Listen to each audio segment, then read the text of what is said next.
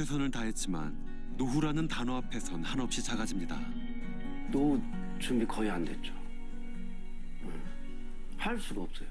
또 가르치고 하다 보니까 모아놓은 돈이 아예 없죠. 오히려 이제 우리가 걱정해야 되는 그런 거여서 그러고 참 우리가 제대로 잘못하고 났는가 이런 생각도 들기도. 또 퇴사하시고 나면 명함의 무게가 없어져요. 그냥 제 이름 석자 이걸 가지고 제 이름 석자랑 제 얼굴 그다음에 온전히 개인의 역량으로 어떤 사업 파트너를 발굴하거나 그렇게 해야 돼요. 맨 땅에 헤딩을 해야 된다는 거죠. 그냥 명함은 종이가 되죠. 제 이름이랑 연락처 적혀 있는 종이.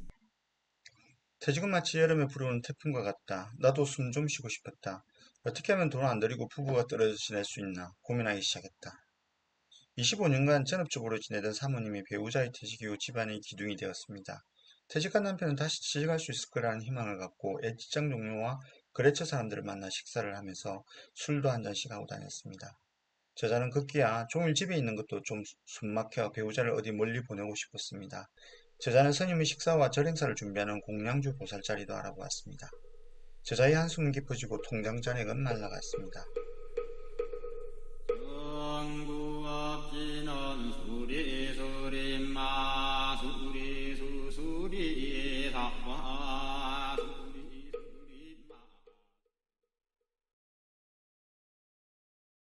퇴직한 배우자를 바꿀 수 없으니 자신을 바꾸기로 했습니다. 병을 예방하는 자연치유법과 건강한 마음을 주제로 공부하고 강사로 바쁘기를 시작했습니다. 저자가 감정조절과 동의보감 강사로 활동을 시작하자 배우자도 정신을 차렸습니다. 저자의 남편은 낮에는 대학에서 공부하고 밤에는 택배 분류 일을 합니다. 오늘 남편이 퇴직했습니다는 저자의 배우자가 퇴직이라는 태풍을 맞이한 후 평안을 찾기까지의 이야기입니다. 불안과 두려움, 분노가 가득했던 삶의 현장이 일상으로 돌아오기까지 그 험난한 과정을 글을 읽는 것만으로는 짐작할 수는 없을 것입니다. 두 분에게 박수를 보냅니다. 이 책을 산 이유는 하나입니다. 서점과 유튜브에는 퇴직자의 스토리는 넘쳐나지만 가족 이야기, 특히 배우자 관점에서 퇴직 과정을 이야기하는 경우는 거의 없습니다. 퇴직을 앞둔 저의 생각과 비슷한 내용이 있어 미소가 지어졌습니다. 왕십리 6차선 대로변 괜찮은 빌딩에 사무실을 하나 낼까? 자격증이 있으면 언제 소용이 있겠지. 저의 로망도 퇴직 후 오피스텔을 빌리고 매일 출근하는 것입니다. 은퇴를 조금이라도 미루기 위해 들여야 하는 수고는 상상 그 이상. 우병문 씨는 60세의 나이에 무려 7개의 자격증을 취득했습니다. 아니 그렇게 적용기능사하고 산림기능사 뭐 지게차 굴착기 뭐 그렇게 따고 나머지는 이제 그 경비 업무라든가 이게 뭐 숲사랑 지도원이나 이런 거는 이제 수시로 해가지고 그렇게 이제 땄는 거고요. 은퇴를 하고 나서도 완전히 은퇴를 못하고 여기서 한 10년 정도는 조금 열악한 노동시장에서 노동을 하다가 이제 완전히 은퇴를 하게 됩니다. 이게 이제 우리나라 노동시장의 아주 특이한 점 중에 하나입니다. 저는 사실 박경옥 작가의 배우자보다 더한 사람입니다. 어느 날 저는 집에 이런 말을 했습니다. 퇴직하면 지난 시간도 돌이켜보고 새로운 삶을 계획도 할 겸 조용한 절에서 한 3개월 정도 템플스테이를 할까 해. 차를 한 대 빌려서 동해로를 거슬러 올라가 국토를 한 바퀴 돌아볼까? 5개월 정도 캠핑카 빌리는데 얼마나 할까? 배우자가 한마디 했습니다. 퇴직하면 집에 있어도 절간 같을 건데 굳이 절에 들어갈 필요가 있을까요? 그 말을 듣고 난 후 저는 퇴직 전에 절을 찾기로 했습니다. 매년 사찰 한 곳을 찾아 조용한 시간을 보내고 있습니다. 미루지 않기로 했습니다. 퇴직 전에 대여섯 번 사찰을 다녀보고 그래도 가야 한다면 가본 사찰 중에 가장 좋은 곳을 고르겠습니다.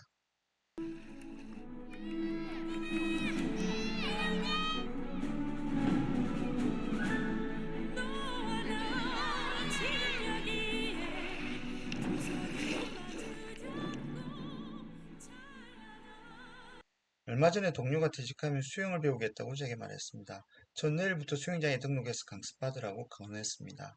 퇴직하기 전에 기본을 익혀둬야 합니다. 퇴직 후 자신감이 바닥인 상태에서 새로운 것을 배우고 즐길 수 있겠습니까?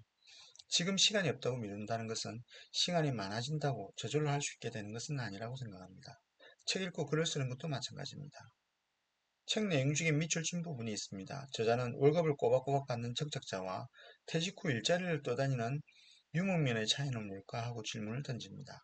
저자는 인간은 언제부터 지루해졌을까라는 책에서 답을 찾았습니다. 유목민이 정책자가 되어 항상 변하지 않는 풍경을 경험하면 감각을 발휘하는 힘을 서서히 잃는다. 정착하면 인간의 뛰어난 탐색 능력을 발휘할 만한 기회가 없다. 퇴직하면 저의 건강을 해치려는 적들로부터 저를 방어해야 할 것입니다. 며칠 전에 만난 퇴직 선배는 60살이 되는 해 술과 담배를 완전히 끊었다고 합니다. 제가 가진 근육을 보존하고 심폐 기능이 떨어지지 않도록 꾸준하게 수영장에 다닐 계획입니다. 건강, 일, 돈, 여유를 찾기 위한 모든 감각을 단련시키겠습니다. 영화배우 황정민은 영화 길복순에서 천일의 연습을 단, 만일의 연습을 련이라고 하면서 성부에는 우연이 없다고 합니다. 퇴직하게 되면 모든 감각을 단련시켜 생존력을 높이겠습니다. 요즘 제 머릿속을 떠나지 않는 단어는 퇴직 계단입니다. 브런치 스토리에서 추락하는 자에게 필요한 건 안전하게 내려갈 계단이라는 글을 쓴 적이 있습니다. 퇴직 선배 몇 명을 만나서 이야기하다 보니 낭떠러지로 떨어지는 기분이 들었다는 말을 듣고 안전하게 내려갈 계단이 필요하다고 생각했습니다. 제가 만든 계단에 여름이 함께 내려올 수 있으면 좋겠습니다. 누가 알겠습니까? 다시 올라가는 계단을 만날지도. 그럼 핵심은 뒤로 간다는 건 그때 뭘 할 수 있는 역할이 있어야 되거든요. 그럼 예를 들면 한 60에서부터 한 70 혹은 75세까지 10년이나 15년 동안에 새로운 인생기의 사회적 역할을 정립하는 거 되게 중요해요. 거기에 속한 세대들은 그 속에서 사회적 역할을 수행하고 또 자신의 자부심과 정체감을 느끼게 하고 새로운 인생기를 어떻게 정립하냐 굉장히 중요한 우리 앞으로의 과제라고 봅니다. 이상으로 오늘 남편이 되시겠습니다. 제 프로를 마치겠습니다. 좋아요와 구독 부탁드립니다. 감사합니다.